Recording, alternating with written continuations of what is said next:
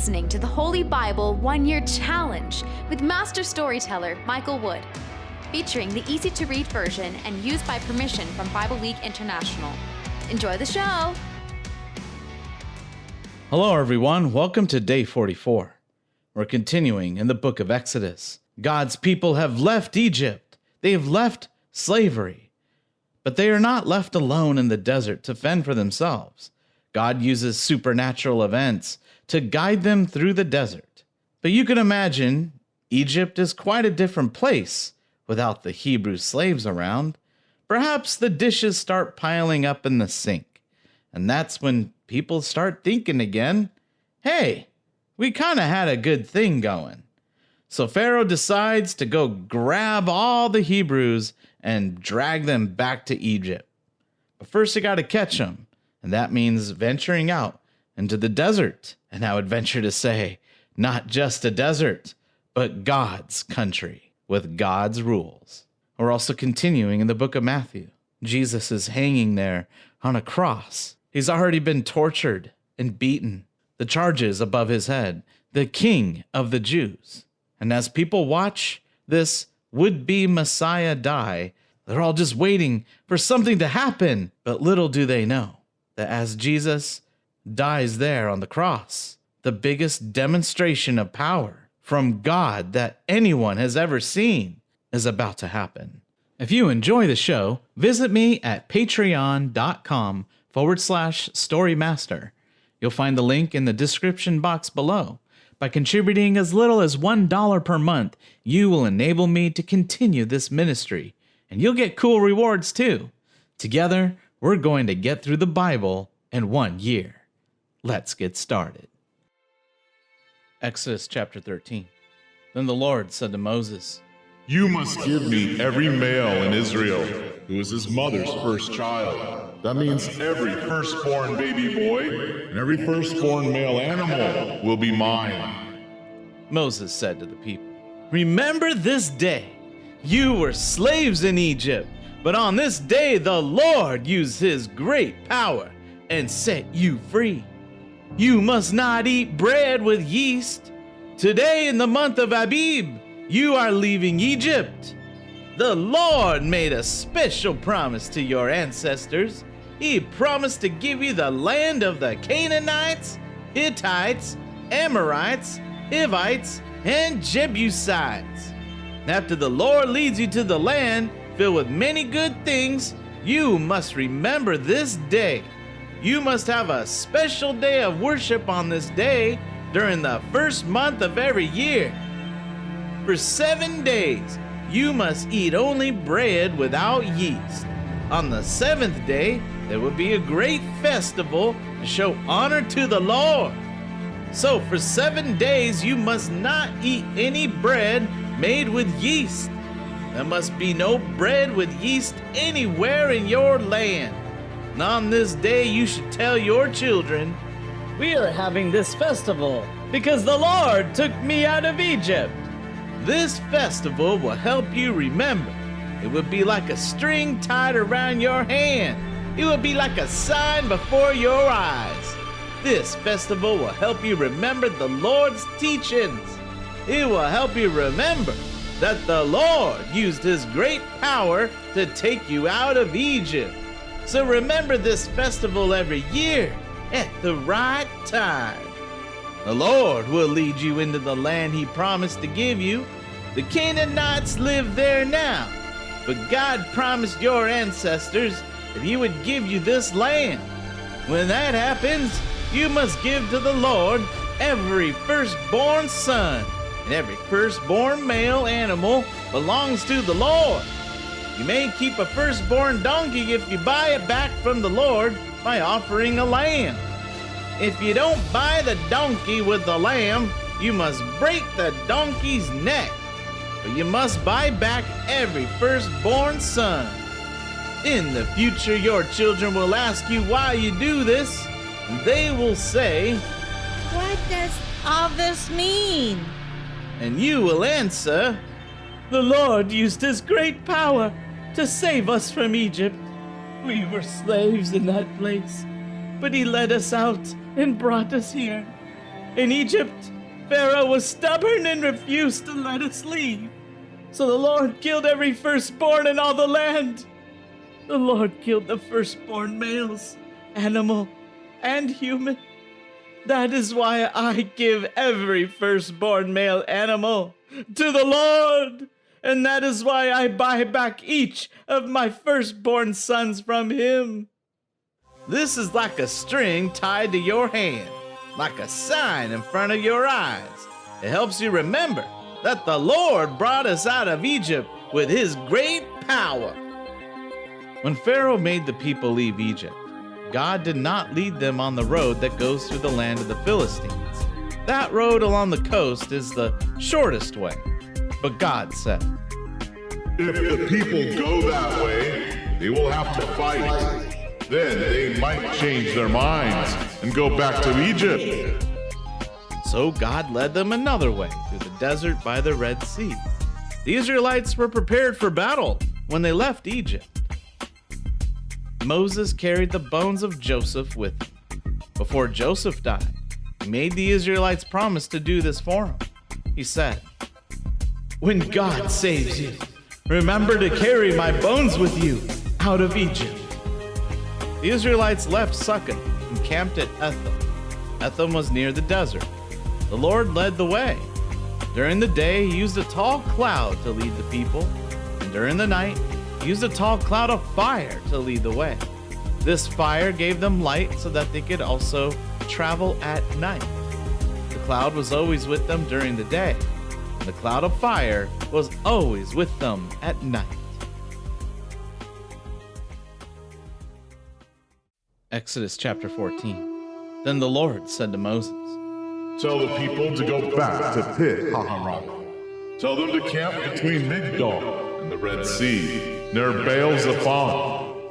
Pharaoh will think that the Israelites are lost in the desert, and that the people will have no place to go. I will make Pharaoh brave, and he will chase you.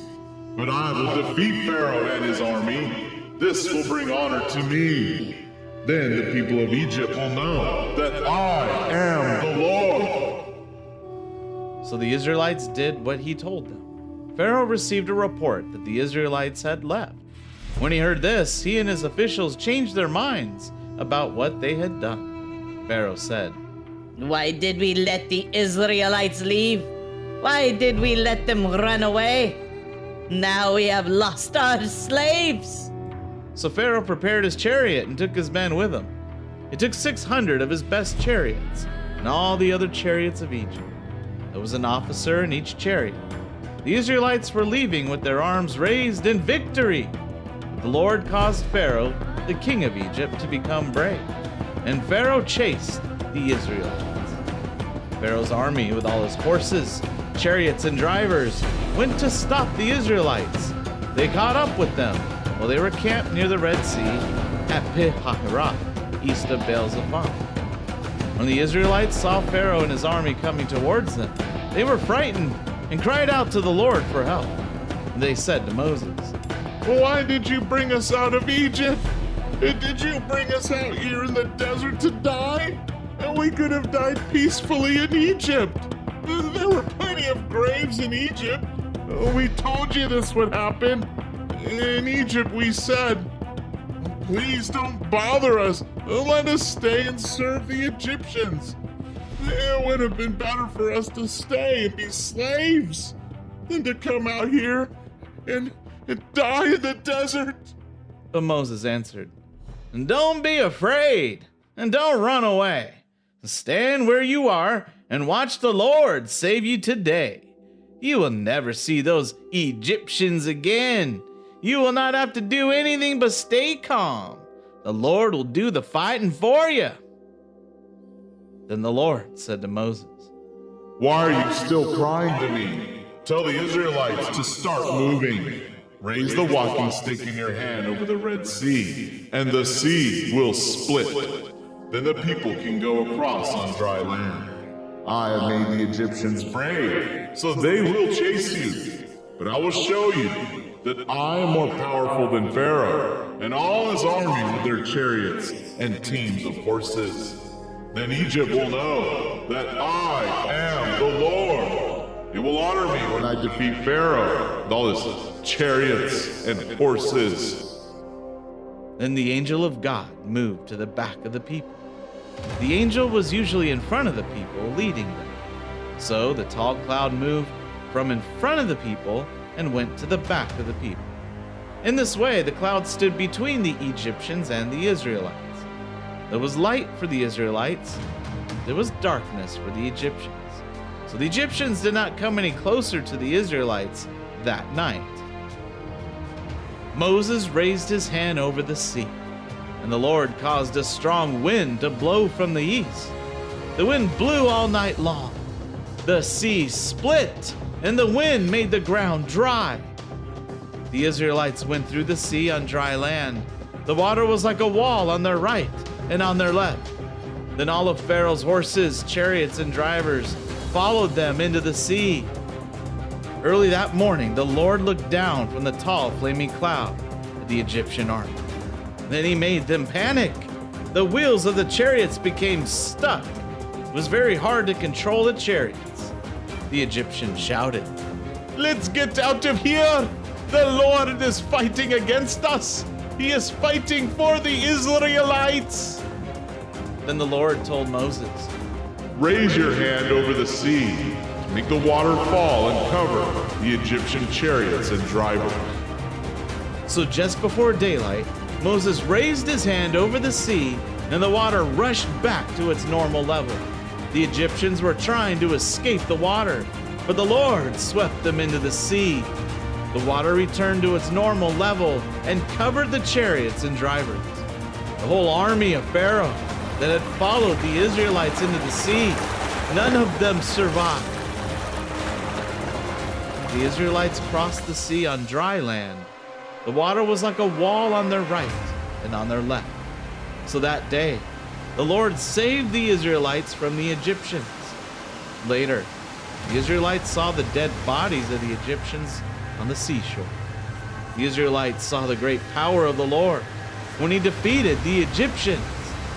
So the people feared and respected the Lord, and they began to trust the Lord and his servant, Moses.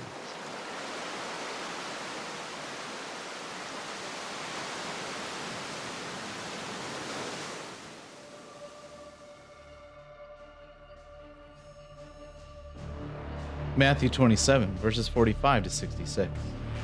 At noon, the whole country became dark. The darkness continued for 3 hours. About 3 o'clock, Jesus cried out loudly, "Eli, Eli, lama sabachthani?" This means, my God, why have you left me alone?" Some of the people standing there heard this, and they said, "He is calling Elijah." One of them ran quickly and got a sponge and filled it with sour wine. Then he used a stick to hold the sponge up for Jesus to drink from. But the other said, "We should wait now and see if Elijah will come to save him." Again, Jesus cried out loudly and then died.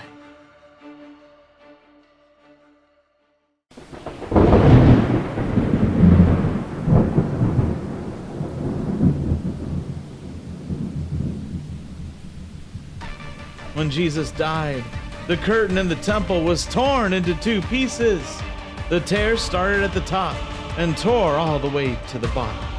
Also, the earth shook and rocks were broken. The graves opened, and many of God's people who had died were raised from death. They came out of the graves. And after Jesus was raised from death, they went into the holy city of Jerusalem, and many people saw them.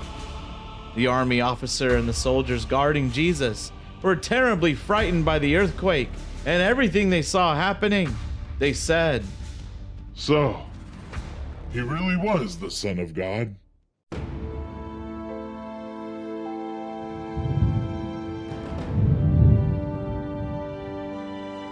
Many women were standing away from the cross watching. These were the women who had followed Jesus from Galilee to care for him. Mary Magdalene, Mary, the mother of James and Joseph, and the mother of James and John were there.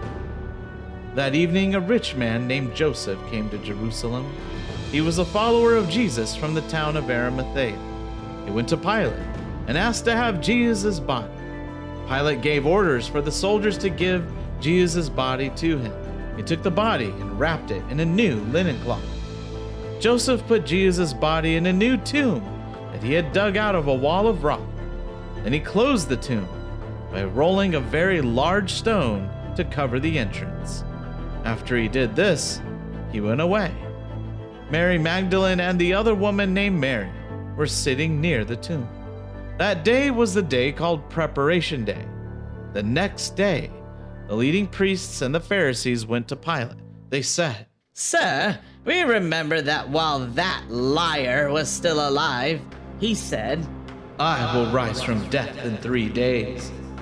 So give the order for the tomb to be guarded well for 3 days. His followers might come and try to steal the body. Then they could tell everyone that he has risen from death. That lie will be even worse than what they said about him before. Pilate said, Take some soldiers, go to the tomb, and guard it the best way you know. So they all went to the tomb and made it safe from thieves. They did this by sealing the stone in the entrance and putting soldiers there to guard it.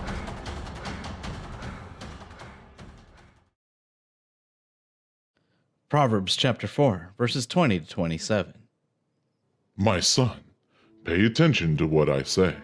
Listen closely to my words. Don't let them out of your sight. Never stop thinking about them. These words are the secret of life and health to all who discover them. Above all, be careful what you think, because your thoughts control your life. Don't bend the truth or say things that you know are not right. Keep your eyes on the path and look straight ahead. Make sure you are going the right way, and nothing will make you fall. Don't go to the right or to the left, and you will stay away from evil. Thank you, everyone. That was day 44. Join us for day 45. With the Egyptians gone, Moses sings a very long song to the Lord, and the Israelites go deeper into the desert. And that's when they realize they're not home free yet, because without the Lord, no one is going to survive the Sinai desert. And in the book of Matthew, the Roman soldiers are guarding the tomb of Jesus to make sure his followers don't steal the body. But then something happens on the third day that changes all of history and alters the course of human civilization. We hope you enjoyed today's verses. Be sure to leave us a positive review and to share this podcast with your friends and family. Please join us for the next episode as we experience the Bible in 1 year.